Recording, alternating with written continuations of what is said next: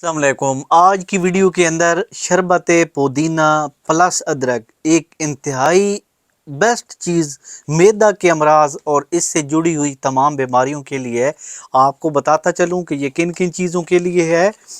मैदे के जितने अमराज हैं उनके लिए, पेट का दर्द, खट्टी डिकारें आना, मतली, कै, दस्त, हैज़ा हो जाना, बदहज़मी, ब्लड प्रेशर, तबखीर मैदा के लिए अक्सीर मौसर ग़ज़ा को जुज़्व बदन बनाता है। चेहरे की शगुफ्ती और ताजगी के लिए मौसर है। दौरान सफ़र मतली के लिए मुफीद है।